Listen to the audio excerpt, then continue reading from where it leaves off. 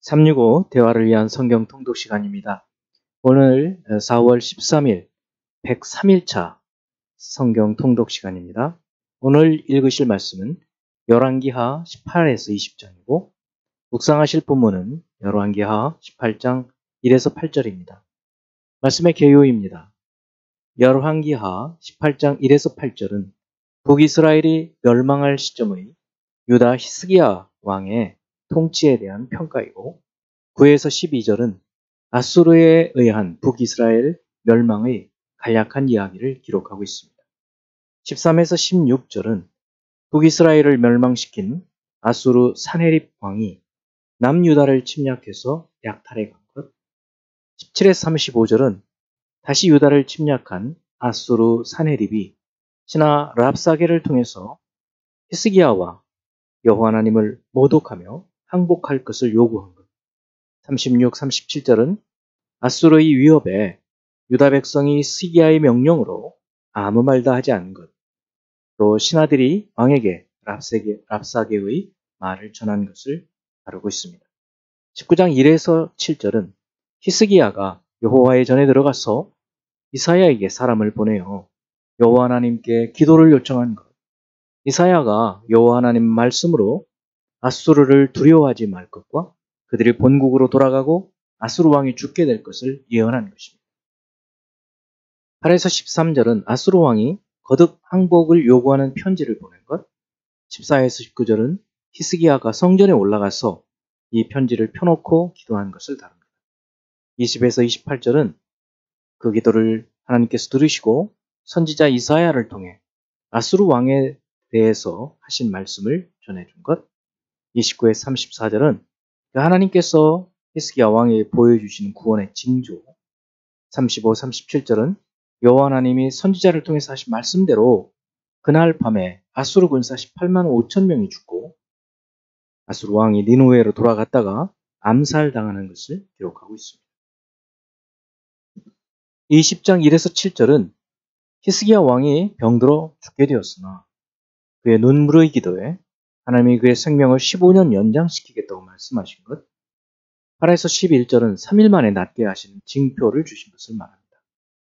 12에서 15절은 이런 유다에 있은 놀라운 일들이 국제적인 관심사가 되었는지 신흥 강국 바벨론이 사자들을 히스기야에게 보냈을 때 히스기야가 이 모든 일들이 여호와 하나님께서 행하신 일을 드러내기보다 외형적인 것을 인간적인 것을 과시한 것. 16에서 21절은 이에 대해서 하나님이 선지자 이사야를 통해서 책망하신 것과 히스기야가 이것을 경홀히 여긴 것을 다루고 있습니다. 17장은 1절에서 6절에서 북이스라엘 마지막 왕 호세아의 통치와 아수르에 의한 멸망과 포로로 끌려간 이야기. 7에서 18절은 북이스라엘이 멸망한 것이 우상 숭배와 불순종에 따른 하나님의 심판입니다. 19에서 23절은 유다도 여호와의 명령을 지키지 않고 이스라엘 사람들이만 관습을 행하여서 모든 선지자를 통해서 말씀하신 대로 이스라엘을 내쫓으신 것을 기록하고 있습니다. 24에서 33절은 아수르가 이방인들을 사마리아에 이주시켜서 각 민족이 각기 신상을 만들어 섬기게 한 것. 34에서 41절은 이스라엘이 열왕기하 성경이 기록되기까지 여호와께서 주신 계명을 준행하지 않은 것과 사마리아에 이주한 여러 민족이 여호와를 경외하고 또 우상도 섬기는 혼합주의적인 삶을 살고 있음을 다루고 있습니다. 이제 예수 그리스도를 닮아가고자 하는 우리의 목표를 향한 여행을 위해서 질문하고 대답하는 시간을 갖습니다. 첫 번째, 열왕기하 18장 12절. 하나님이 택하신 북이스라엘이 멸망당하는 이유는 무엇일까요? 그것은 어느 때나 여호와 하나님의 말씀을 듣지 않고 하나님과 맺은 언약 그리고 여호와의 종 모세의 명령을 따르지 않게 되었을 때 멸망당하는 것처럼 북이스라엘도 이제 그 멸망의 길을 가고 있는 것입니다. 두 번째, 열왕기하 18장 13절. 히스기야 왕 제14년에 아수르의 왕 사네립이 올라와서 유다 모든 견고한 성읍들을 쳐서 점령하며 히스기야 왕은 29년을 통치하는데 병으로 인해 죽음 직전에 15년의 생명 연장을 받습니다. 이 말은 히스기야 왕 14년에 아수르 왕 산헤립의 침략을 받아 약탈을 당하는 시기, 또 직전에 중병에 걸렸다는 말이 되는 것입니다. 이와 같은 거듭된 위기를 히스기야는 어떻게 대처하고 있나요? 첫 번째 침략을 당했을 때에는 자기가 할 수 있는 대로 은금을 주면서 무마를 합니다. 그러나 2차 침략 때에는 그거 할 수 있는 것이 아무것도 없었어요. 그래서 그는 성전에 올라가서 기도하고 선지자에게 하나님께 기도해 주기를 부탁합니다. 여호와 하나님이 랍사게가 하는 말이 여호와 하나님은 무능하다, 이런 말을 하는데, 그런 모욕적인 말에도 불구하고 이 히스기야의 믿음은 흔들리지 않죠. 하나님께 간구함으로 결국 이 위기들을 극복해 나가게 되는 것입니다. 세 번째, 열왕기하 19장 34절, 내가 나와 나의 종 다윗을 위하여 이 성을 보호하여 구원하리라 하셨나이다 하였더라. 이 말씀은 히스기야에게 주신 여호와 하나님의 말씀입니다.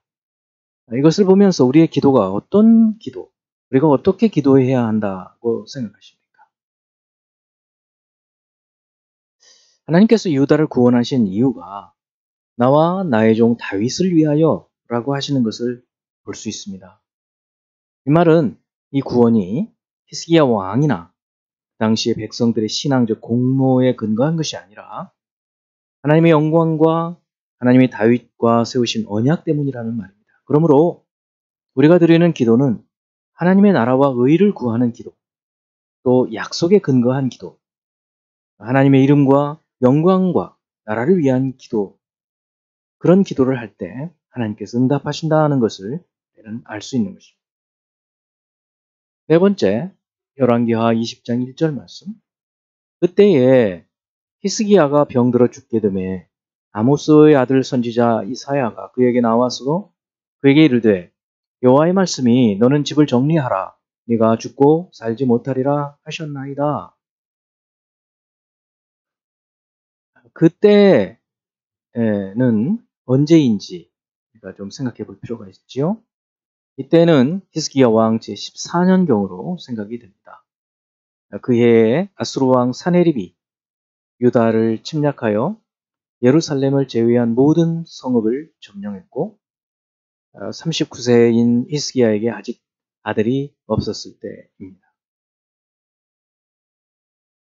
다섯 번째, 열왕기하 20장 13절. 히스기야가 사자들의 말을 듣고 자기 보물고의 금은과 향품과 보배로운 기름과 그의 군기고와 창고의 모든 것을 다 사자들에게 보였는데 왕궁과 그의 나라 안에 있는 모든 것 중에서 히스기야가 그에게 보이지 아니한 것이 없더라. 여호와 하나님께서는 이제 이사야 선지자를 통해서 히스기야의 이 일에 대해서 징계를 선언하시는데 그 이유가 무엇이라고 생각하십니까? 왕이 다른 나라의 사절단에게 이 보물고를 열어 보여주는 것은 국력을 과시하는 행위죠. 히스기야가 바벨론의 사절단에게 이렇게 국력을 과시하는 이유는 바벨론이 원하는 반아수르 동맹을 맺고 싶은 의도였을 것입니다. 그러나 이런 생각은 인간적인 생각이죠. 아수르의 공격에서 구원을 받고 죽을 병에서도 생명을 연장받게 된 것은 사실은 자신이 잘해서 된 게 아니고 하나님께 기도하고 하나님께서 긍휼히 여겨 주셨기 때문인데, 그 신앙을 고백을 해야 할 텐데 그 하나님의 은혜를 체험하고도 하나님을 의지하기보다는 사람을 의지해 보려는 그러한 어리석은 모습 때문에 하나님은 결국 징계를 선언하시는 것입니다. 우리도 마찬가지죠. 우리에게 하나님께서 구원을 베푸셨다, 큰 일을 이루셨다 한다면 그것을 감사하고 하나님께 영광을 돌리고 그것을 드러내야 될 것입니다. 이제 한 구절의 말씀을 묵상하며 그 교훈으로 삼고 기도하는 시간을 갖습니다. 마가복음 14장 38절. 시험에 들지 않게 깨어있어 기도하라. 마음에는 원이로되 육신이 약하도다 하시고. 사실 히스기야 왕이 위기에 처했을 때 하나님을 의지하고 또 신앙적인 개혁을 하고 성전을 깨끗하게 하고 한 것들은 참 잘한 면모가 있습니다. 그렇지만 이제 생명이 연장이 되고 나서 이 자신의 어떤 것을 드러내고자 하는 바벨론의 사자들이 왔을 때 보물창고를 열어 보여준 것은 사실 그러한 모습이었습니다. 아주 사소한 것처럼 보일지 모르지만 그 사소한 것 속에 우리의 어떤 진심이 들어있는 것이고 우리의 가장 중심적인 생각이 들어있는 것을 알 수 있습니다. 그럼 어떻게 우리가 하나님을 늘 의지하며 살 수 있을까? 오늘 주님께서 주신 말씀처럼 우리가 이미 우리의 마음의 원대로 하지 못하는 것이 있다면 그건 시험에 들은 것입니다. 그처럼 시험에 들지 않도록 할 수 있는 방법은 깨어서 기도하는 것. 그거 외에는 없다고 우리 주님께서 말씀해 주고 계십니다. 이제 기도하는 시간을 갖습니다. 아버지 하나님, 예수께서도 겟세마네에서 그 십자가의 고난, 인간의 죄를 다 담당하는 그 고난을 담당하기가 너무나 힘들고 무거워서 기도 외에는 이길 수 없기 때문에 땀방울이 핏방울이 되도록 기도하셨던 것을 생각합니다. 제자들은 주님의 그 당부에도 불구하고 깨어서 기도하지 못함으로 주님 붙잡으실 때 모두 다 도망가고 주님을 부인하였던 그런 어리석은 모습을 저희들도 행하지 아니하도록 어려움을 당하기 전에 늘 깨어서 시대를 분별하고 우리 삶을 돌아보는 저희들이 되게 하여 주옵소서. 예수 그리스도 이름으로 기도합니다. 아멘.